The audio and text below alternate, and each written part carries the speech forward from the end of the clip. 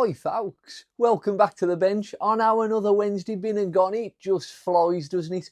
We've been up to a boatload and you'll get that reference a little bit later on in the video. So here's one for you. What do beautiful instruments, vintage guitars and Tom Cruise all have in common? Stick around, you'll find out. And I'd like to say a big thank you to Aid for dropping in this absolutely stunning Gibson bass. You just have a look at this, it's absolutely gorgeous. Anyone think I look like Del Boy with his suitcase? This time next year. To you, one Gibson Thunderbird bass. It is absolutely stunning. I'll give you 20 quid for it, Aid. Oh, look at that thing showing. So yes, Aid's very kindly bought this Thunderbird bass in. The action is currently higher than Keith Moon. I just don't know how you've been playing this, Aid. It is ridiculous. We're going to put you right, and then obviously I'll have to give you a test out for 3 or 4 hours just to check I've done all the work correctly. I'd probably get a 25 quid for it because, you know, it's got a bit of wear and tear. And some of you will remember Mr. Phillips from last week's Workbench Wednesday. He bought in the beautiful Taylor GS Mini that we got to work on. You just have a look at what he's bought us in this week. It's absolutely gorgeous. Ooh. Ah. I don't know any other words. Ooh. Ho ho. The Fender 60th anniversary Strat. And it is just absolutely beautiful. The gold Mr. Phillips sets that off stunningly. Just look at that sparkle. Absolutely gorgeous. So I'm already buying Aid's bass for about 20 or 25 quid. I think in its condition, we could probably stretch to another 25, maybe 30. Ooh, it smells beautiful.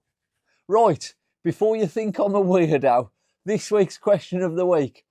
Do people sniff their guitar cases? It can't just be me. There's a certain smell that comes from guitar cases. So this week's question of the week, do you sniff your guitar case? This channel just gets ever more professional, doesn't it, week in, week out? I do. This smells gorgeous. Let us know below, do you sniff yours? Aid, I'd hate to be you going on holiday. You can just imagine you at the airport with this. Gate 1. The plane to Pelsall will depart from gate 407. And some of you will remember Glenn from a couple of Workbench Wednesdays back. He bought in his absolutely stunning American Fender Strat and we did some setup and service work for him. He was also aware of an upcoming project that we have now filmed and is live on the channel. There's the thumbnail. We took some donated goods from you lovely people of YouTube over the last 12 months. We've got them all done up, set up and cleaned up and donated them to several schools, colleges and charitable organisations. So Glenn took it upon himself to drop in and donate this absolutely beautiful Cort electroacoustic. So thank you ever so much, Glenn. This will now be done up, restrung, cleaned up and set up and be passed on to one of those organisations. So thank you ever so much. If any of the kids do make it famous, you're in for 10%. After our costs, of course, advertising, PR, my time, production costs, etc. And one of the team is setting sail on the high seas. Drummer Tom is away for a couple of weeks. He's got a cruise contract, so he's going to be entertaining the lovely people on the boat wherever he is and wherever he's going. Hopefully we'll get a couple of updates here and there. So if he does ring in or send us a couple of photos, we will certainly show you. So Tom's on a cruise. Tom Cruise. Tom Cruise. Tom Cruise. Never mind. You watch, I bet Aid will also be going on that cruise. You can just imagine him turning up at the port, can't you? Gate 1. The cruise to Pelsall will depart from gate 407. And keeping in with the thank yous, I'd love to say a tremendous one to Paul, one of our students. He's donated in over 50 bucks. 4 amplifiers, straps, strings, accessories, and all manner of things that can be passed on. So thank you ever so much, Paul. Paul has also bought in this absolutely beautiful Fender 12 string. It's absolutely gorgeous, but the action It is higher than my blood pressure. I don't know how you've been playing this, Paul. You must have a handshake like the Incredible Hulk. I'll give you a little sound test though, folks. Right, here we go.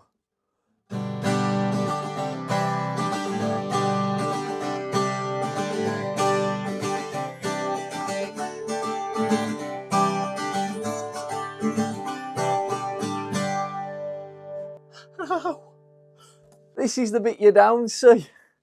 Just look at my poor fingers. So we're going to get that put right for you, Paul, and it'll be much easier to play. I'm going to go and bathe these in some ice. Bloody hell.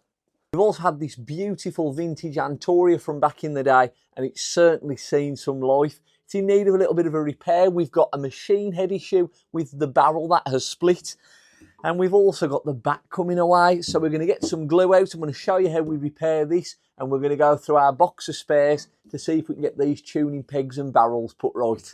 Now this is going to be like opening Pandora's box. It's not organised, it's not sorted. On our very first practice live, I was in the midst of cleaning all this up and then we got distracted talking to you lovely people. And then I never finished the job. So hopefully it's in some semblance, but I highly doubt it. I'll show you what I'm hoarding away in the cupboards. So we've got all manner of heads and switches, dials, cogs, washers, knobs, plates, bolts, springs, etc. They're all from over the years. We've got vintage and new, and trying to match it up can be a little bit of a struggle, but we'll get there. In the meantime, I'm going to show you how we glue the back in. Let's get that supported, because without the back being done, no one's playing anything. We're going to get some glue in here, get it clamped, and get that back to rocking in no time. We're going to want to loosen the strings first. I would ordinarily use my gun, but on something this vintage and delicate, I think we'll go by hand instead. Wipe away the excess and then get clamped up. So we're going to use a piece of wood to support at the back. I've got the rubberised stops on these clamps so we won't be damaging the guitar. That is now nice and tight. I'll be applying a little bit more pressure over the next few hours, but that has taken very, very well so far. We'll let that dry, see how it gets on. In the meantime, I'm going to dive through all the cogs and washers and barrels, so I'll need a couple of cups of tea for that. But at least the good news is we're halfway there. Whoa, living on a prayer. And there we have it, folks. That's this week's Workbench Wednesday over and out in no time. So what have we learned? Tom has set sail, so bon voyage to him. If ever you are travelling with aid, you know he needs a bit more luggage room and cabin space, so beware if you're travelling with him. And we've also managed to save the vintage Antoria. That will now dry and have a new lease of life once again. As always, thank you very much for joining us. And as we are continuing with our ending for now, it will be alrighty then. Tune in next time. We'll see you same bat time, same bat channel. See you soon. Bye, folks. Bye-bye.